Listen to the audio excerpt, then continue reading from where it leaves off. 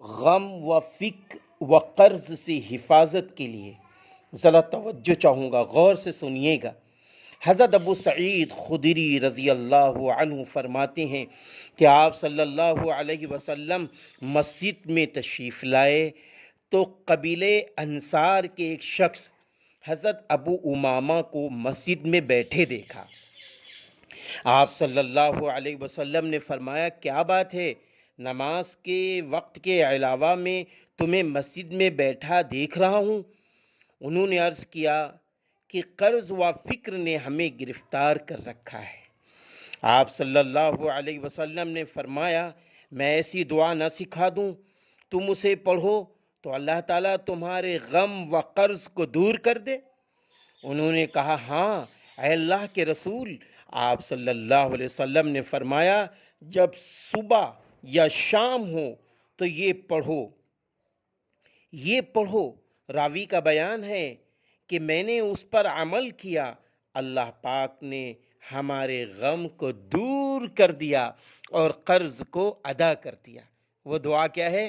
اللہم انی اعوذ بک من الہم والحزن واعوذ بک من العجز والکسل واعوذ بک من الجبن والبخل واعوذ بک من غلبۃ الدین وقہر الرجال۔ ابو داؤد شریف کی روایت ہے، سمجھے میرے بھائی، ابو داؤد شریف کی روایت ہے۔ ہمیں اس دعا کو یاد کرنا چاہیے، ایک اور بہت اجر کی چیز بتاؤں، یا اللہ، وہ کیا ہے؟ خطیب بغدادی رحمہ اللہ نے روایت کیا ہے کہ حضور اکرم صلی اللہ علیہ وسلم نے فرمایا، جو شخص مؤذن کو اذان کہتے ہوئے سنے، اس وقت اگر یہ دعا پڑھ لے تو اللہ تعالیٰ اس کے لیے 20,000 نیکیاں لکھ دیتے ہیں اور اس کے 20,000 گناہوں کو مٹا دیتے ہیں اور 20,000 درجات کو بلند کر دیتے ہیں۔ وہ دعا کیا ہے؟ مرحباً بالقائلین عدلا مرحباً بالصلاة وأہلا جامع الاحادیث۔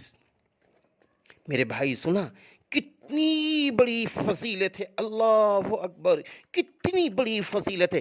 آئیے ایک اور بھی فضیلت کی بات سنتے ہیں، وہ کیا ہے؟ آج ہم چاہتے ہیں آفات سے، مصیبت سے، مصائب سے ہماری حفاظت ہو، تو آئیے ایک حدیث سنتے ہیں۔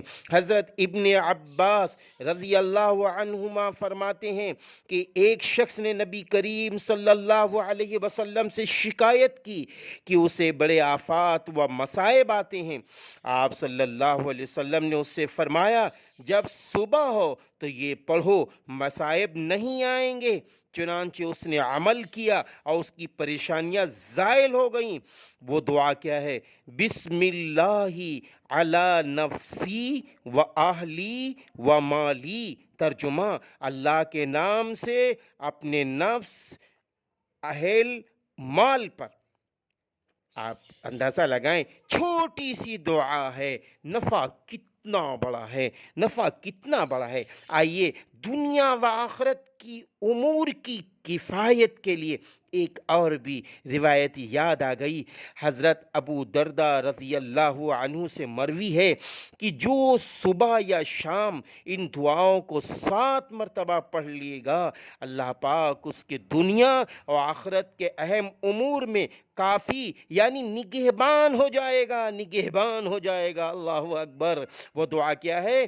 حسبی اللہ لا الہ الا هو علیہ توکلت وہو رب العرش العظیم۔